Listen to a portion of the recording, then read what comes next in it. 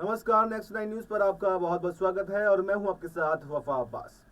Samajwadi party के राष्ट्रीय अध्यक्ष और उत्तर प्रदेश के पूर्व मुख्यमंत्री अखिलेश यादव ने शनिवार को दावा किया है कि पिछले उपचुनावों की तरह ही भारतीय जनता पार्टी इस बार भी मिल्कीपुर के उपचुनाव में प्रशासनिक तंत्र के दुरुपयोग से मिल्कीपुर के उपचुनाव को गड़बड़ी करने की रणनीति बना रही है।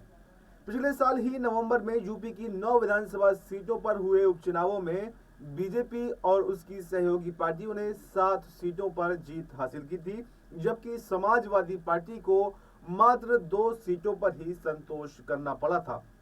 अखिलेश यादव ने शनिवार को समाजवादी पार्टी के राज्य मुख्यालय लखनऊ में डॉक्टर राम मनोहर लोहिया सभागार में कार्यकर्ताओं की बैठक को संबोधित करते हुए सत्तारूढ़ भाजपा पर आरोप लगाया है कि पिछले उपचुनावों की तरह ही भाजपा प्रशासनिक तंत्र के दुरुपयोग से मिल्कीपुर में भी चुनाव में गड़बड़ी करने की रणनीति बना रही है। सपा मुख्यालय की ओर से जारी बयान के मुताबिक अखिलेश यादव ने कहा कि अभी से ग्राम प्रधानों को धमकियां दी जा रही हैं, विपक्षी कार्यकर्ताओं को डराया धमकाया जा रहा है।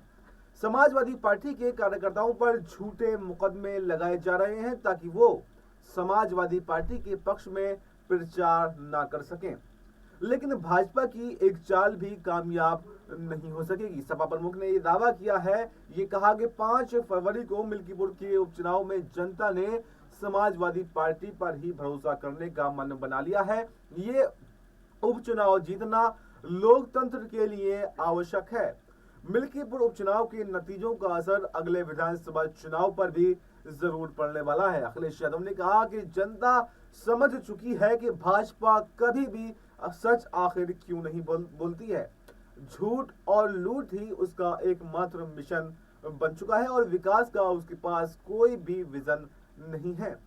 पूर्व मुख्यमंत्री ने कहा कि सत्ता का दुरुपयोग कर भाजपा झूठे आश्वासन देती है और विपक्ष को बदनाम करने के लिए नए नए बहाने गढ़ती है।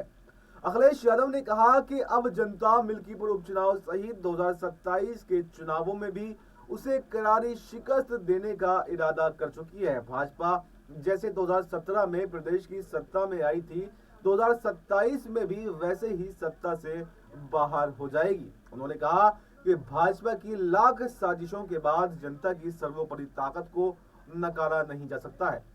समाजवादी पार्टी पीडीए यानी पिछड़ा दलित अल्पसंख्यक के संकल्प के साथ में सबको जोड़ने में लगी हुई है और इसके तहत सामाजिक न्याय की सफलता में सबकी भागीदारी रहेगी।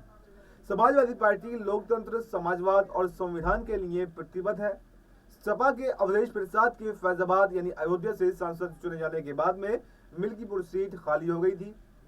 अवधेश प्रसाद 2022 के विधानसभा चुनाव में मिल्कीपुर से निर्वाचित हुए थे। मिल्कीपुर में उपचुनाव के लिए 5 फरवरी को मतदान होना है और मतों की गिनती 8 फरवरी को की जाएगी। भाजपा ने मिल्कीपुर उपचुनाव के लिए चंद्रभान पासवान को अपना उम्मीदवार बनाया है, जबकि समाजवादी पार्टी ने अयोध्या से सांसद अवधेश प्रसाद के बेटे अजीत प्रसाद पर अपना भरोसा जताया है। वहीं पर कांग्रेस ने अपना उम्मीदवार यहां पर नहीं उतारा है, बल्कि समाजवादी पार्टी के उम्मीदवार का समर्थन करने का फैसला किया है, जो इंडिया गठबंधन का ही एक घटक दल है। तो इस पूरी खबर पर आपको क्या कहना है, आप अपनी राय कमेंट बॉक्स में दे सकते हैं। फिलहाल इस खबर में इतना ही। देश और दुनिया की तमाम बड़ी खबरों के लिए आप बने रहिए हमारे साथ और देखते रहिए नेक्स्ट 9 न्यूज।